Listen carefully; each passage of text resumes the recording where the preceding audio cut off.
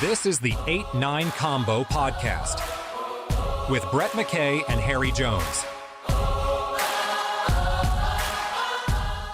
This is the 8-9 Combo. I'm Brett McKay. This is Harry Jones. And the Rugby Championship is done for 2024. South Africa claiming their first title, mate, since 2019. Much a relief it must be for you. How's it, Brett? That's our first real title, too, because it was a full one with six games and 6 rounds and everyone, no excuses. I'm not ready for it to end. I kind of want to hold on to some moments, and I feel bad. I picked the team of the tournament for the Roar, and I only had one Wallaby in the 23. And I just want to say that I still love Harry Wilson, and he was my player 24. And I want to go back to that time when you got me into a press conference, and I always imagined it was like this hushed assemblage, and you said, may it please the court, may I approach the bench? And you would like ask the question, hello, I'm Harold Jones from 8-9 Combo. And actually, you don't do anything like that. And Joe Schmidt laughed. He was an annoying guy. He was like in the middle of the pack, and he would just say one-word questions. Like he had no preparation. He was like, scrum. And then Joe Schmidt would talk, line out. I'm like, you fucker. What? Like, I have an actual question, scripted. I was next to your friend, Steve Menthol, the Lenthal, and he was like, take a picture of my T-shirt. I'm like, don't distract me. I'm about to do my greatest moment here. I want to ask Harry a question about, hey, of all the tackles that you made, what was your favorite one? One of those. And he gave you the. It was a half laugh, and half laugh. Yeah, and it turned out to be such a wonderful moment, and I just want to thank you. I'm not sure I actually thanked you on air. Thank you for getting me a written press placard, which allowed me to walk anywhere into the bowels of Accor Stadium. It was bizarre. I just kind of wander around and talk to people. Hey, how's it going, mate? And Rugby Australia have been on my case ever since, saying, did we really let him walk everywhere? Anyway. Was this the greatest Rugby Championship ever?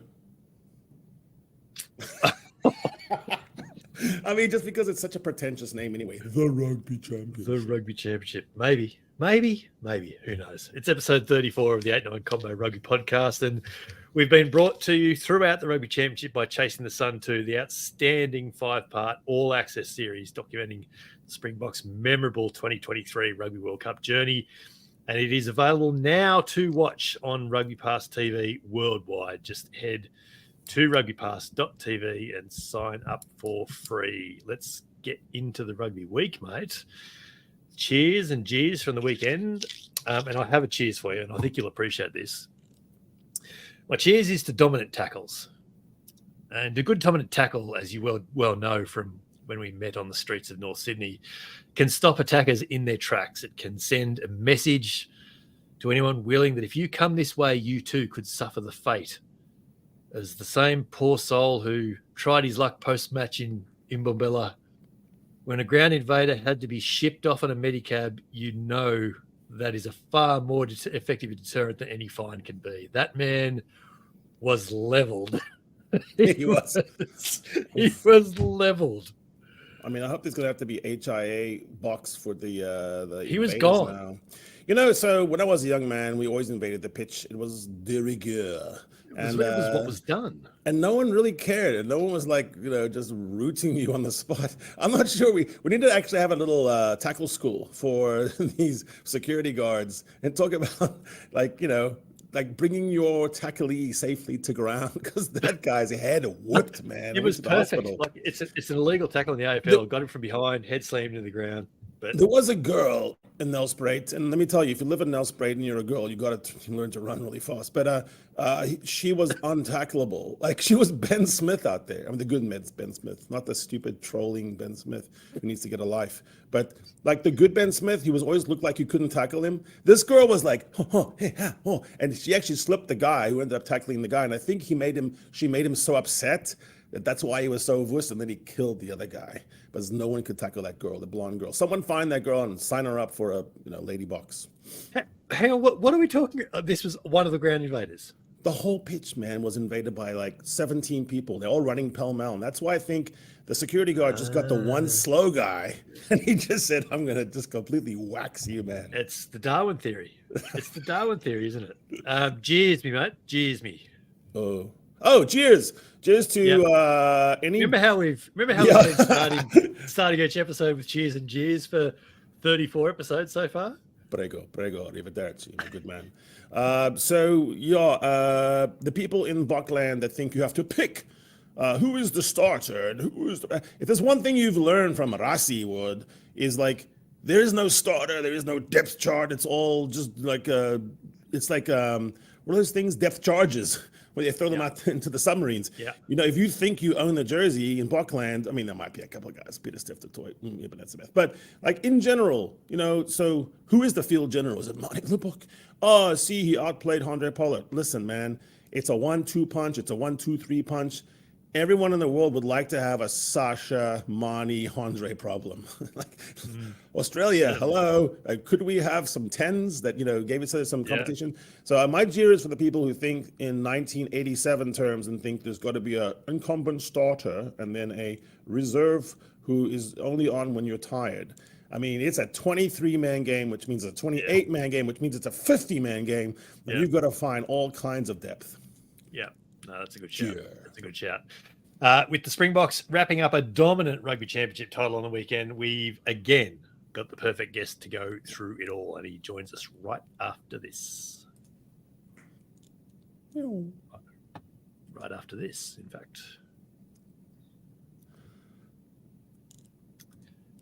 My podcast co-host tried to construct a narrative of the Rugby Championship being up for grabs going into last weekend, but the Boks 48-7 thumping of Argentina in Mbombela only confirmed what was always likely, that this South African team may be the best ever to pull on the famous Springbok jersey. And for that reason, it is the perfect time to welcome back and hand out an 8-9 debut for Planet Rugby writer, part of the wonderful Rugby Bits podcast crew as well, Jared Wright. Hello, mate. Welcome back. How are you?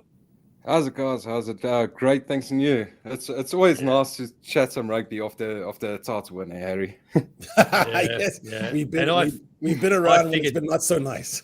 I figured this week was just going to be a Springboks love fest, so I got in early. Yeah, I'm surprised, great Harry, you're not in green. That's beautiful, man. Really. I gave you the last Springbok jersey off my back. I just walked around naked around Sydney. I gave my jersey to my co-host. Hey, Jared, man. So tell me, set the scene. How were you watching that? Were you dancing on the couch like Ringo? Were you, throwing things? What was your game routine? How do you watch a game? Most of the time I'm working the game, Harry. So it was a lot more relaxed than that. Not your abrasive celebrations that you got during the Harlequins, during our visit to Harlequins when we watched the Sharks. So yeah, I was very sad for the people around us at that game, because I think, basically there was a guy named Gus in between us and he got scrummed, because Jared and I were scrumming him to bits. Yeah, and we had the big wigs from Claremont sitting right next to us. I don't think they quite enjoyed our celebrations as much. Yeah, it's interesting, because I've been around the world recently watching how people watch rugby, and there's almost just this month. And besides maybe Fiji and maybe some feral parts of Ireland, I don't know if any group right now of fans is as animated, out of their mind as South African fans. Are you feeling that too? Just that this whole thing just took up several notches, even beyond World Cup.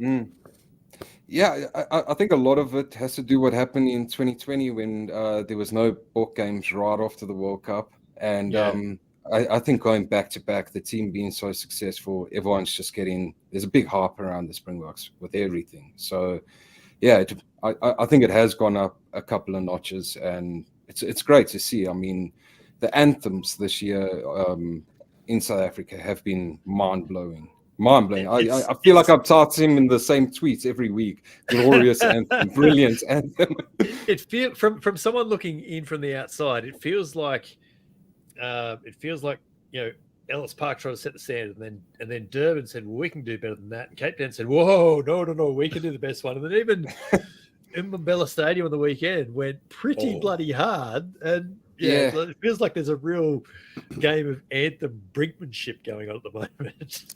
Well, the wrap around Nelspruit and Mbombela is that there's nothing to do in the town as much, and people get there really early. So like you have the late arrivals in Ellis Park and Cape Town. They're still on the Joel. They're still like finding their way. They're in the parking lot doing all kinds of weird shit. But again, in Nelspruit, it's like they get in so early and they're so jacked up. I mean, you can bring whatever you want to that stadium too. So you're like continuing to do at your seat. And so by the time anthems come, everyone is just in a mood. And so Brett, I think actually they won. I think we can give them the title of the loudest per capita. I would say all it needed Yeah. was a flyover. No, they had the man doing on the tightrope. He was on the tightrope before the game. Yeah. I was looking at that Yeah. thinking, is he suspended? Like, is he in place of the spider cam? There's all kinds of things happening in South African stadiums right now, Brett. It's like How did he get swimming there? pools, and there's people throwing spears, and there's like people going on rickshaw rides. There's people just tackling each other. Oh my goodness. And then they did that whole lion image or whatever with all the dancers. I don't know if you saw that. Yeah. And then they go and hand the Zulu warrior fire before he runs on. Like, he's intimidating enough. Like, come on.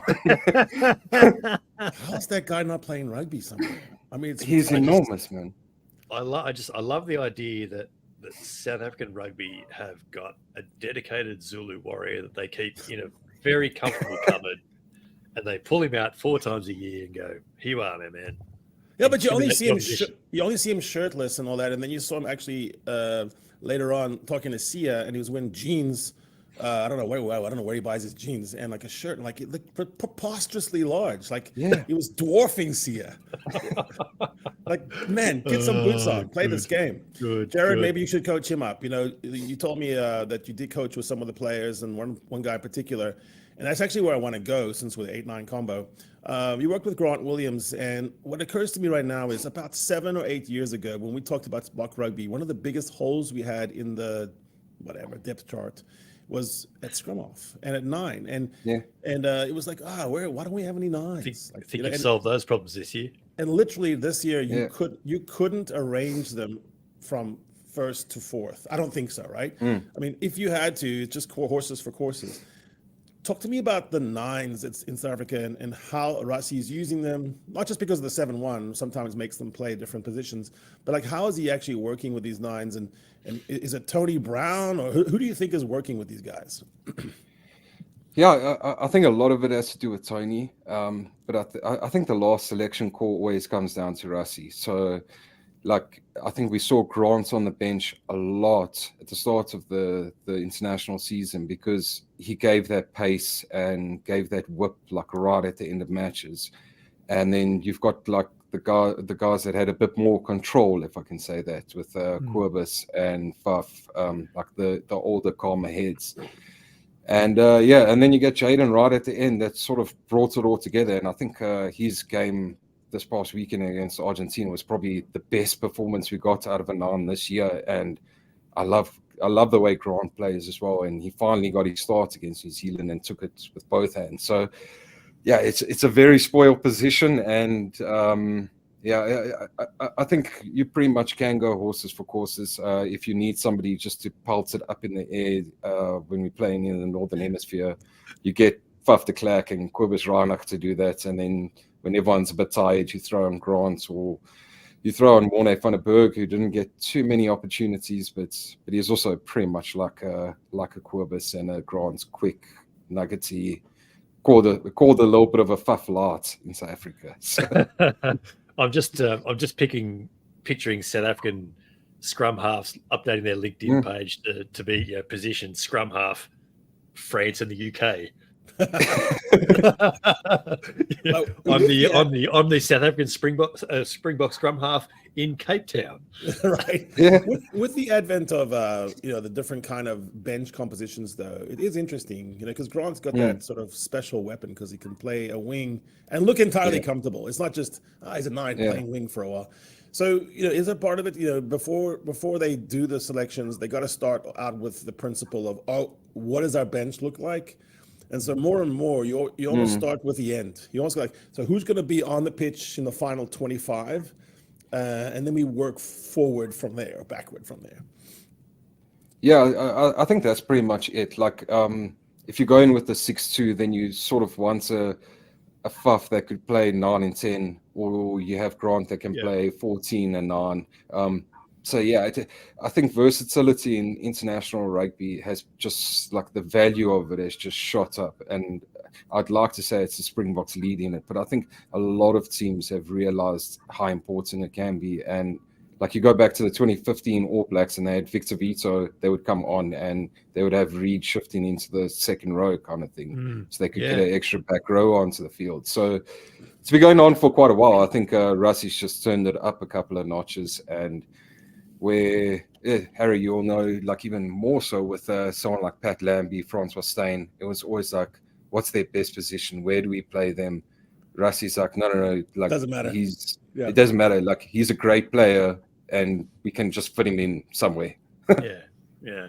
Which makes sense though, because of the way the shape of the game has gone with 200 rocks instead of 40 scrums. Is it doesn't really matter the number. I think Razor was given this question as well, and Razor said that he said pay too much attention about Wallace Hititi being at 6 and Artie at 8. The teams that are doing well can kind of handle cards. They can handle injuries, and I think you look at Durban when we lost to Ireland. That was one of the problems, is an early injury to Willie, and then the whole thing just, Franco, and the whole thing just kind of came unwound. And so you could play that game back and you can have any theme you want. But the real theme for Rassie and those guys probably is resilience, handling, adaptation, because something's going to happen. Cards, as Brett has well documented, are way more frequent nowadays.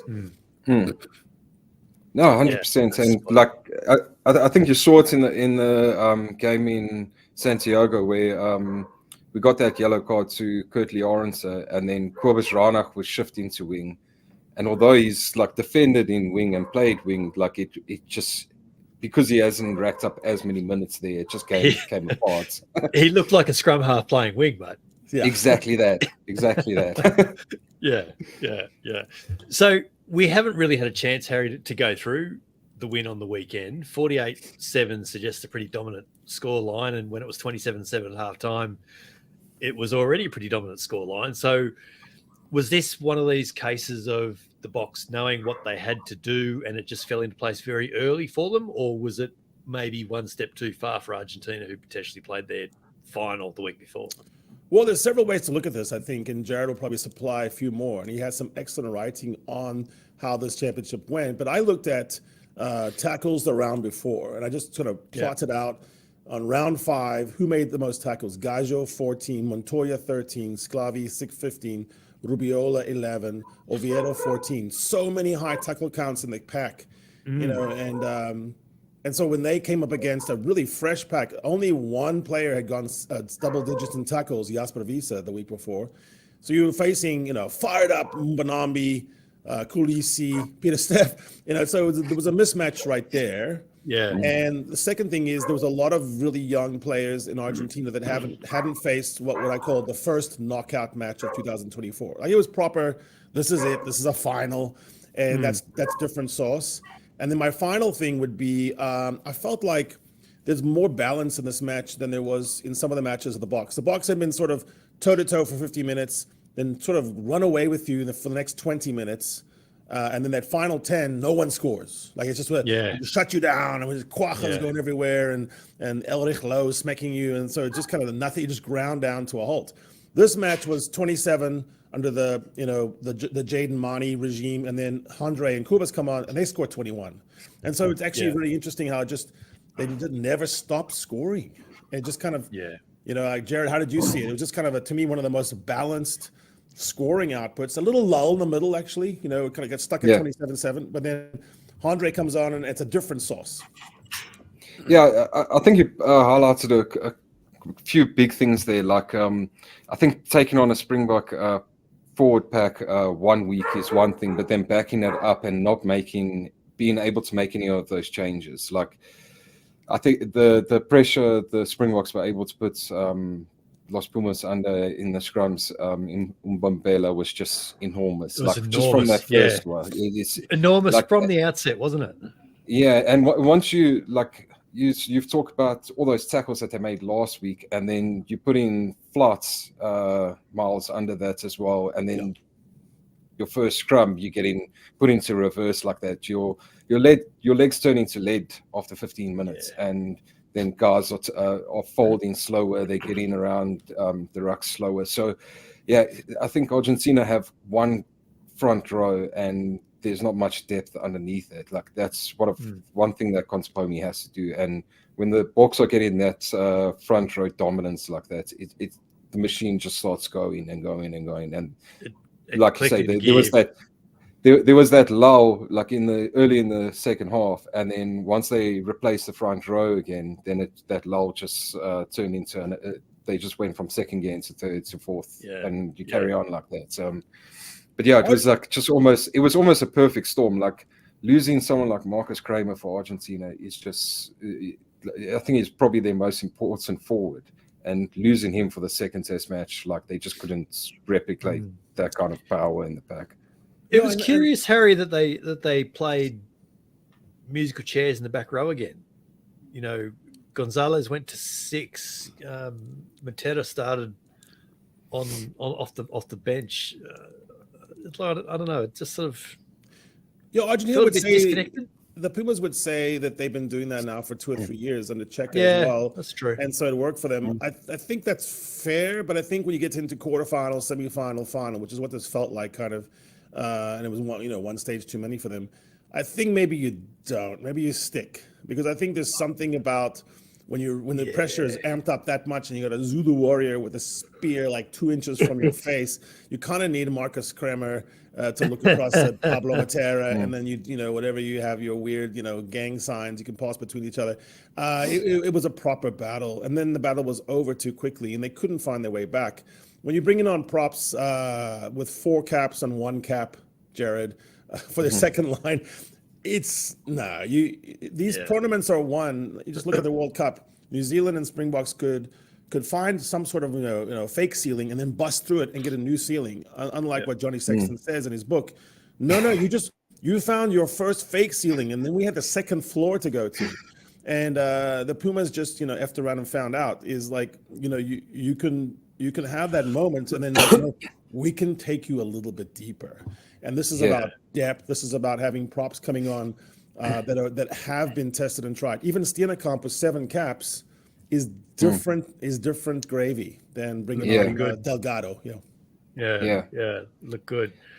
What was it? Do you think there was a concerted effort? Do you think Rassie wanted to finish this tournament and say, let's make sure that there is no question about who is the top dog in the Southern Hemisphere?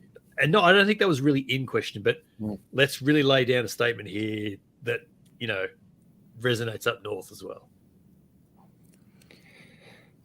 I think there was elements to that, but I think the more of the emotional driver would have been to win it on home soil in front of the fans, and doing it for Etzebeth on his big occasion. The power of the milestone. Yeah, like Rassie constantly talks. You mentioned chasing the sun, but he constantly talks about the emotional drivers and how he cheese up the team, and like he probably wouldn't have had to say very much in the build up to the week, but that would have been the things, doing it for Eben, doing it for the South African fans, and so I think it was getting those top players back, those 6 like frontline players back. And then just having the emotional drive of, okay, let's get the title. This is the one that we want. Doing it in front of the South African fans. So I think it just all came together in that way. Yeah, it might have been one of those weeks, Harry, where there probably wasn't much coaching actually happen. It was just all driven by the players. It was highly emotional, and you could tell it across so many different ways. I had a couple of friends that were in that captain's run, and they were showing me some videos that you don't just release. And people walking around and talking to each other, like for real, like conversations like you only have with a teammate that you've been around since you're under 18s, under 20s, and there's some bonds there, like a guy like Frans Malherbe and Eben Etzebeth playing on the same Craven Week team, and that goes way back, right? There's just a few words that can go here and there. The friendship between Sia Kolisi and Eben Etzebeth is well documented, but I mean, it's a real thing, Jared. Like, it drives this team. It's one of the emotional planks upon which it's built. You can see it not even just in the famous photo videos and stuff, but Sia and Eben love each other. And the speech that he gave, I don't know, Brett, if that was part of the coverage, where you had it, but there's a really I caught a few social clips of it. I didn't see the whole thing. No, deep, good words spoken. Yeah. Eben's just listening. And I mean, milestone games are really a trap, right? But you had Malcolm Marks going for one of his, and you had Eben, and Jared, have you ever seen a guy like Eben Etzebeth carry a load, expected, almost taken for granted, and just not allowed to have a bad game? And now, even a moderate game is considered a bad game. It's going to be 8 out of 10 for it to be, okay. And it doesn't seem like it's phased him. I mean, have you seen? I've never seen a guy be able to do that year in, year out, almost like Richie McCaw type of guy. Yeah, I think it was John Smith that pretty much likened him to Richie McCaw in that sense, and like it's just insane for a player to play in a position where South Africa is traditionally strong and has immense depth, and to just dominate the jersey. I think he's played like 80% of the Springbok games since his debut. Like, it's just it's just madness. Like it's in Australian sense, it's like you're not like a number 7 like Hooper just dominating that jersey, despite Liam Gill, David Pocock, all those players underneath him. And yeah, I'm tempted to say that. Well, since I've been watching rugby, Eben Etzebeth is the greatest Springbok player that's ever produced. And yeah, I think a lot of older guys will call up guys like Dani Gerber and that kind of thing. But to play in the position that he has, at the level that he has, and produce consistently like that is just insane. And Harry, I don't, just listening to you guys talk about that, I don't think I've ever seen Eben Etzebeth wear anything other than 4 or 19. Like Peter Steph-Toita's played all around the back row. Even Dwayne Vermeulen's gone between 6 and 8. Guys move around. I don't think I've ever seen Etzebeth play anything other than number 4 lock. Well, it's funny. So at his French club, he actually did play a flank for a while. He played one of those big 6s.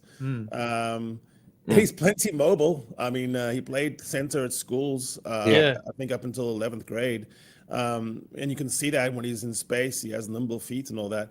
But I think in Bokland, he's always been perceived as an enforcer lock in the inheritor. And there's some positions in South Africa that act like that, almost like I am now bequeathing you the role of enforcer lock. And so it was a Bakkies to Eben transfer, right? And it's not like we know who that successor. But Bakkies was a big number 5. No, he played 4 in the same system. You would call it. I think you would call it 5 in Australia because you guys one of these number schemes. But anyway, he's likes to just follow the rest of the world. That'd be fine. He's never called the lineouts. He's always been the enforcer. He's always been a ruck hitter. But what's interesting about him, and I think great players in the game, and don't worry, guys, I'm not using that goat word thing, but great players reinvent themselves several times. You look at a guy who doesn't have a jump shot, and then in their career they go, now I can't go to the rim, so I'm going to do a jump shot. Eben has learned how to kick chase in a way that I don't know of any tight forward doing so. I mean, he actually has he has pathways to the ball that young locks are following. He was always comfortable in the pods. He's always had good hands. And he's developed, some tricks around the ruck. He actually knows when the ball is out before anyone else does, maybe before the ref does, which is a problem. But no, he's like Brett, you're right. He's been put into this number 4 jersey and just said, that's yours. Keep it as a custodian for the next guy. And then he's just like, but I just want to have it forever. And look, it's working so far, isn't it? Like it's just there's not really a successor. Jared, who do you see as a possible successor for Eben? Big shoes to fill. Yeah, I don't think there's an obvious one just yet. I think if you look at the Sharks, you look at Corné Roll, and he might be one of them in a couple of years. I think JF van Heerden, that's just come through at the Bulls, might be more of your 5 lock, your Victor lock, but he's already been spoken about with by Rassie Erasmus, as he's already been name dropped by him. So we'll see him eventually. But I don't think there's a natural evidence successor. I think we might get a bit of a different player in Murat. It's Salman Murat, because he's getting quite a bit of stick at the moment, but I think he does have the potential to be a proper world-class second row. But I think it is going to take a little bit of time and easing him into Test rugby. He's not going to be an outright blockbuster like Irvin was. Well, he's not already, but Irvin was ready for Test rugby at 20 years old. Not everyone's going to be ready for Test rugby at 20 years old. No. But with Ibn, we had to calm him down, right? So he was a firebrand, yeah, and he had too much of that energy. Murat is actually exactly the opposite. Technically brilliant. Everything he does at set piece, perfect. Reminds me more like for Australian listeners and viewers, it'd be like John Eales, in that he's an athletic, got a big body, can handle that and all, but he's not trying to, murder someone. And, very technically correct. Yeah. So that's why South African fans sometimes have a problem with him, is we want to see you, club someone. Yeah, you want to punch him in the face so he gets a bit angry before the game. So one of the big stories, of course, around South African rugby is how big and large a person Rassie has become, but it's changed. Talk to me about the change in Rassie from sort of, I don't know, a few years ago, and now how he's seen, and how many sort of pathways he's opened for players who were not looked at traditionally, the transformation story, but also how the people of South Africa now sort of just, they literally would follow him into the fires of hell. Yeah. Well, he's only doing 25-minute referee videos to start with.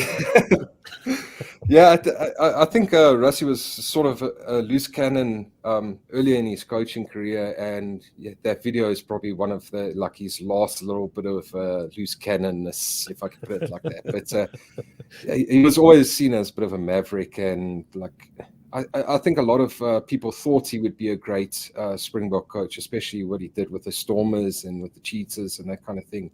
But I think that 2 years in Munster, or in Munster, did wonders for him, because I think he always looked at the game differently, than everyone else. But I think it took it up a couple of notches, taking on that role. But I think if we held the election tomorrow and Rassie's name was on the ballot, he would probably win it by a country mile. So and I think what's so great about him is his openness in his press conferences and that kind of thing. I speak to my colleagues in that, and Scott Robertson, I really love him as a coach, but if you sit through 20 minutes of his press conference, you can maybe get 2 stories out of what he's saying.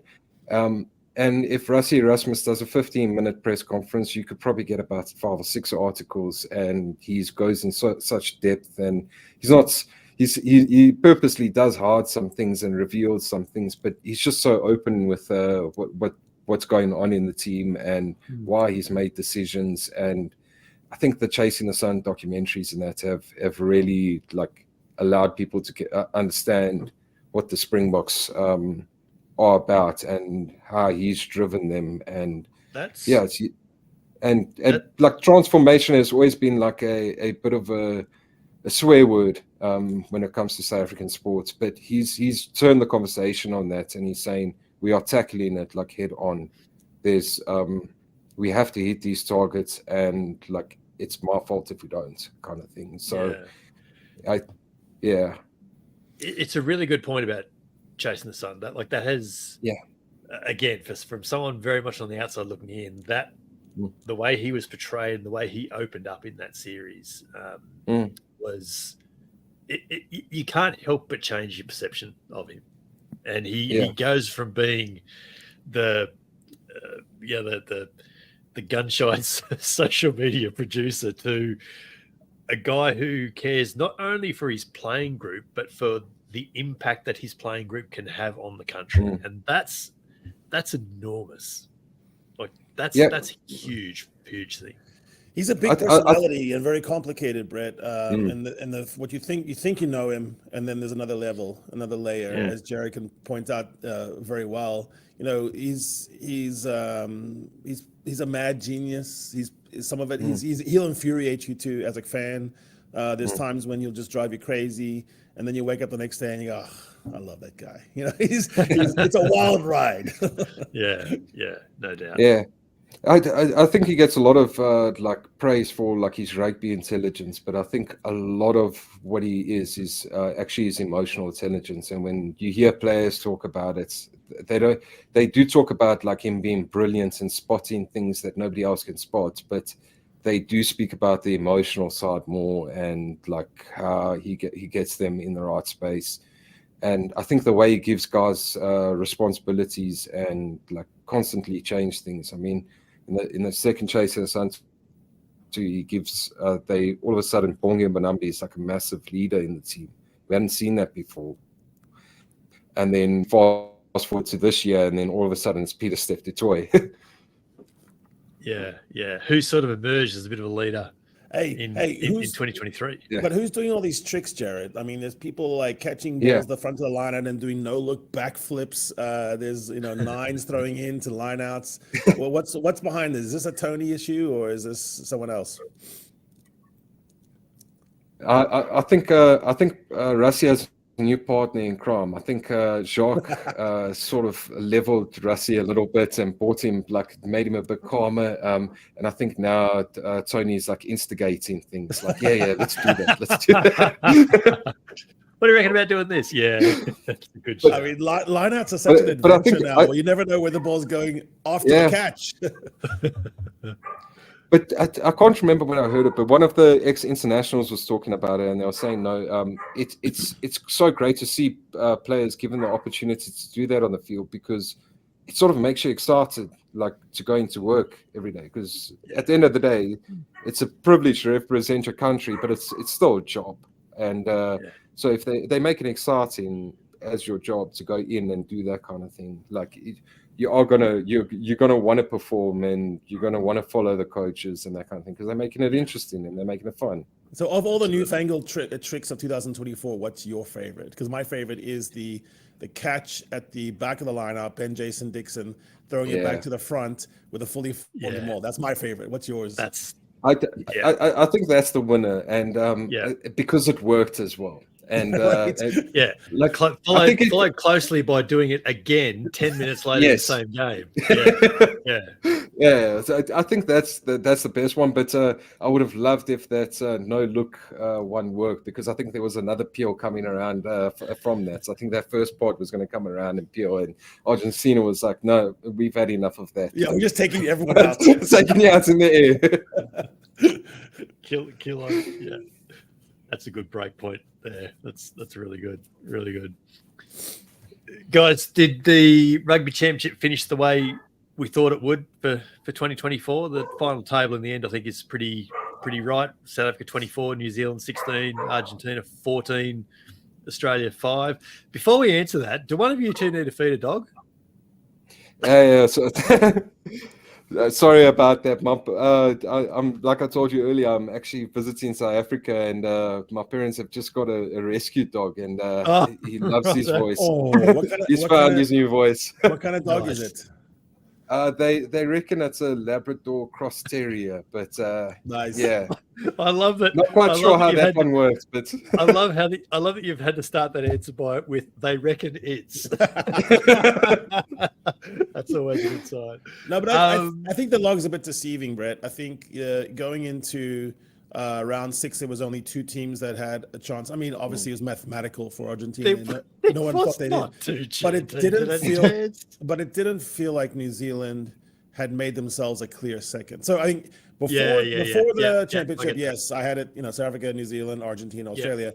But the way that actually came about was a little bit strange, and I thought New Zealand would have been the least happy of the teams on the table. Yeah, and that's probably a good subplot. Yeah, like do Argentina see that third place finish as a real missed opportunity? Because I think they have to.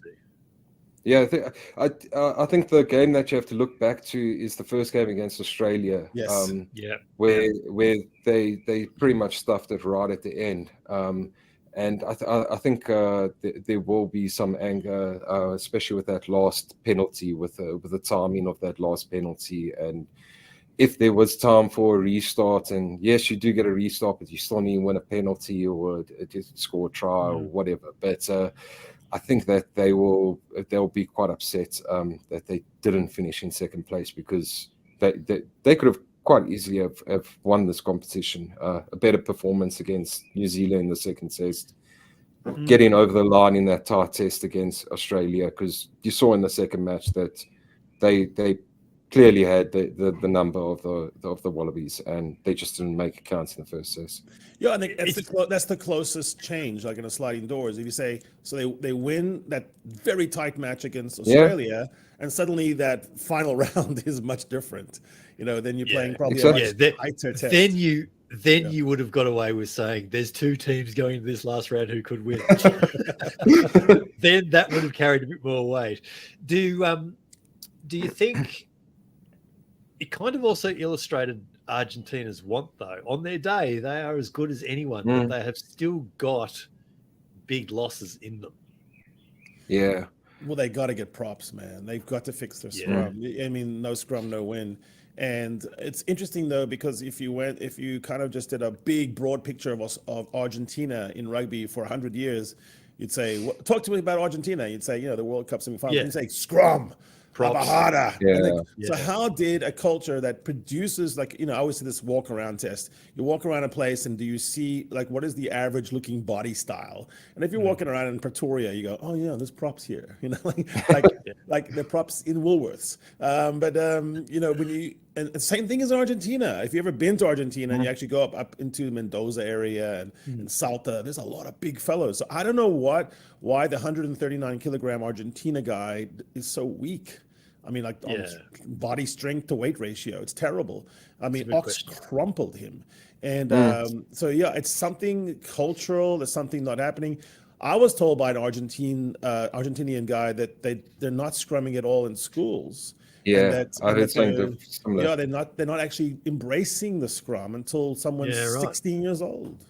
Yeah, there's a lot of that developmental thing that comes back to bite you later in your career. Like, you have those freaks that can play back row their entire youth and move into the front row at professional level, but you do need that constant rise to be able to get a good quality and depth. And I think there's also been quite a few law changes that have Argentina used to scrum in that spearhead, Harry. Yeah, and that's sort of, it hasn't outright been outlawed, but it's pretty difficult to get it right. So without the breakfoot's almost designed to defeat La Bajada. Yeah, exactly that. So exactly. By that, Jared, you mean the hooker actually being almost half a body length in front, don't you? Yeah, it's the whole focal point, and everyone. And like your right lock will push with his left shoulder, and your props scrum inwards, and it's almost impossible to get right nowadays. It's creating a fulcrum almost where you shear, and so you just take a guy like Matt Fessler. What you're trying to do is pick the exact shoulder blade, and you're shearing it off. And that would, that's sort of the schooling method.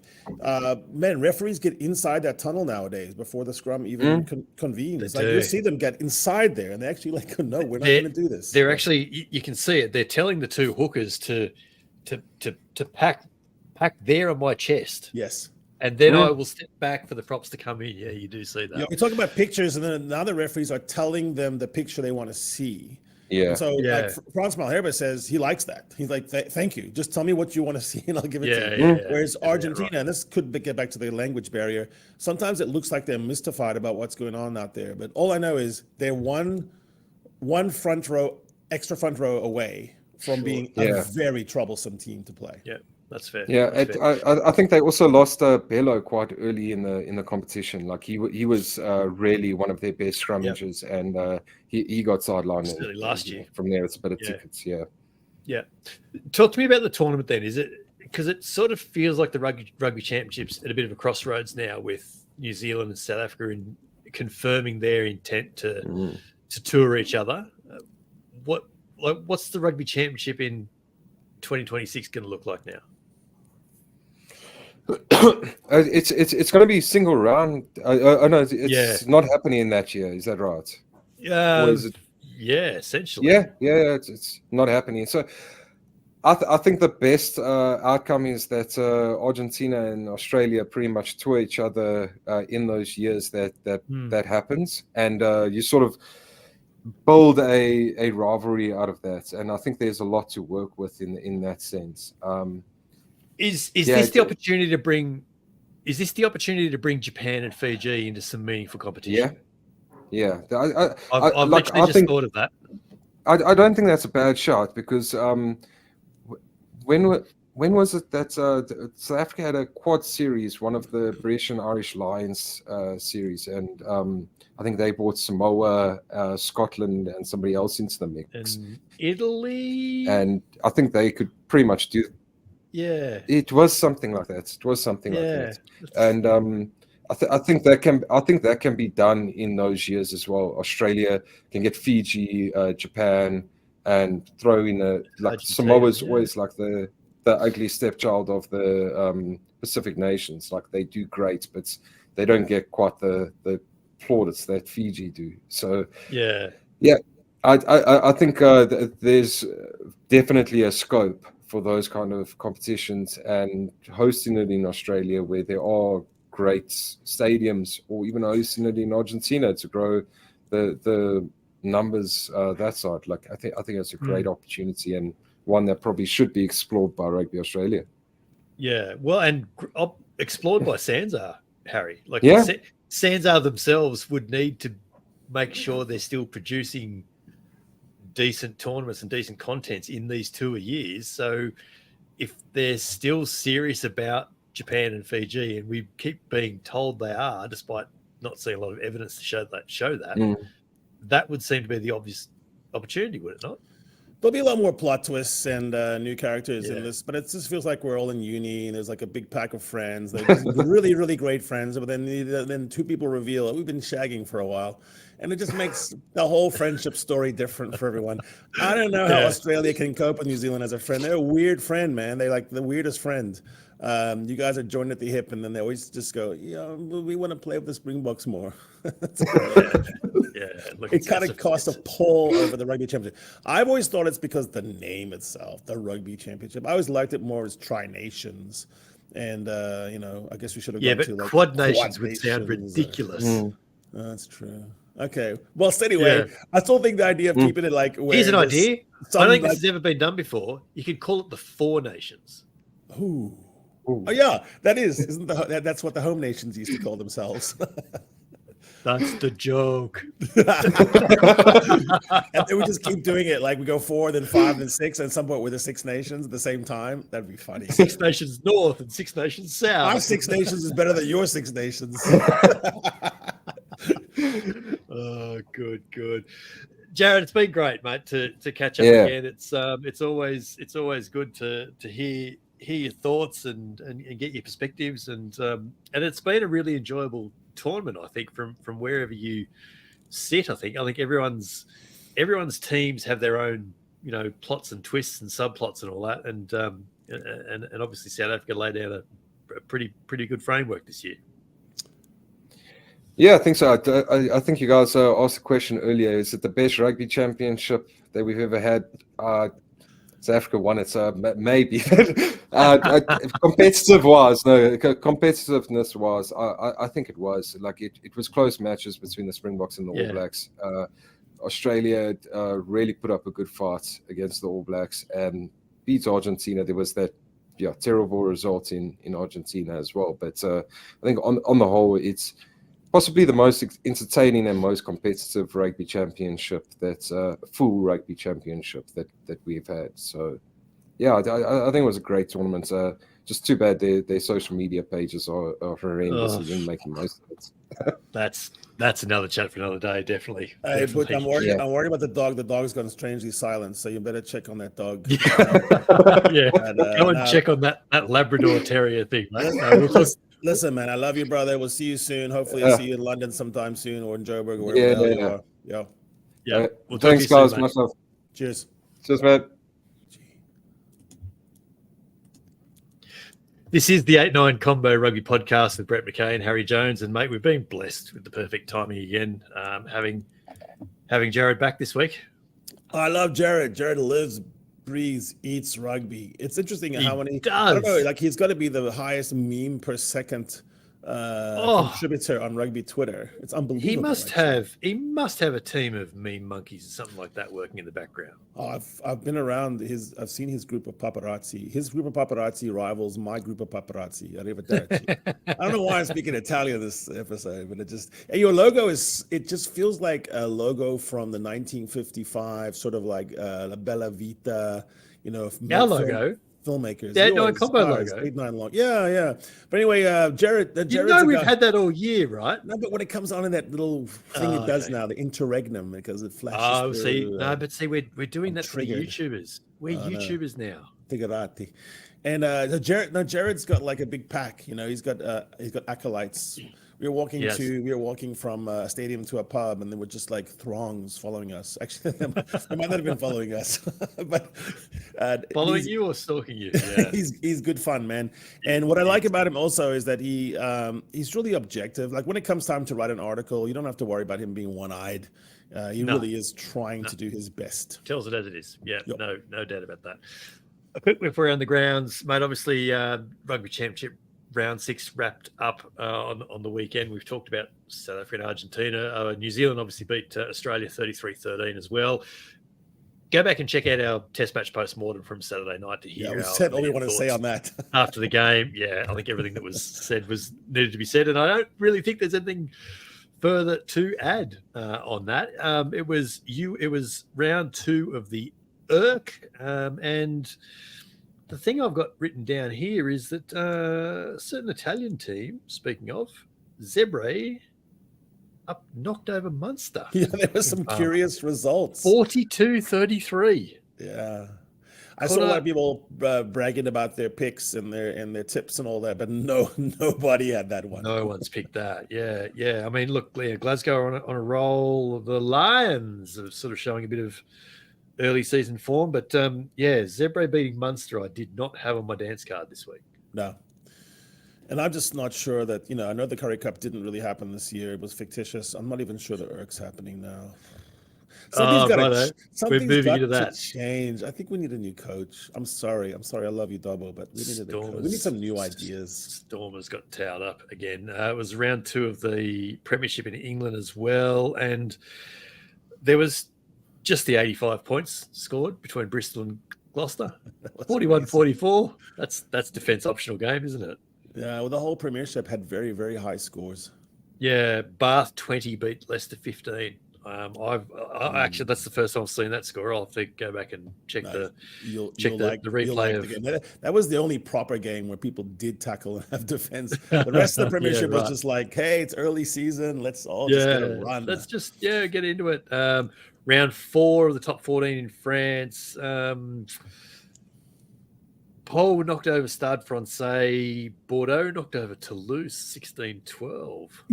La Rochelle 17 beat Racing 16. So it's tight, and it's a bit how you going in France already. And then on the weekend in New Zealand, I think the big result there is North Harbour 65 thumping Canterbury. And Tane. Man. Break he had, Tane Edmed on the break, and just from he's only 22. Yeah, he looked strong. It's his highlight reel out of the NPC. Tane Edmed we're talking about, obviously. His highlight reel out of the NPC is becoming comical now. It's becoming a meme of itself. If I did a jeer right now, a retrospective jeer, I would say I'm jeering all the Aussie fans that say things like, "Well, it's the NPC." Like, okay. Someone playing 400 minutes of NPC is better than someone playing Ben Donaldson minutes for wherever. Are you claiming that all the Western Forces matches are that far superior to the best NPC teams? That's still Sean Stevenson running out there. He's still playing against All Blacks. Come on. And that Canterbury side is not is not mugs. It's not There's shabby.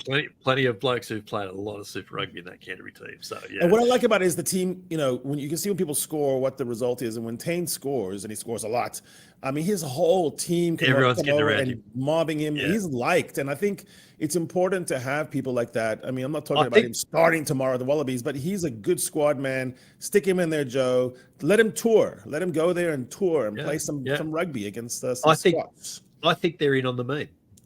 I think they're in on it. They're in on the joke.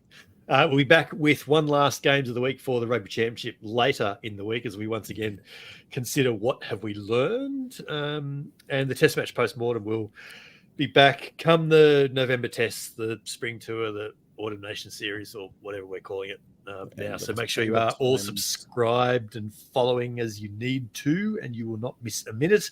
Any big headlines the last week? The Springboks have taken the aura of the All Blacks. We now have the aura. Cheers. That wasn't a headline. That was just something that you objective about. news. Do you then have a final thought for the week? I like aura. I've always thought aura was good, and I want to create some aura. That's it. That's my thought for the week. Swing thought. Swing. I did not pick episode 34 as the moment we'd go tangential every now and again.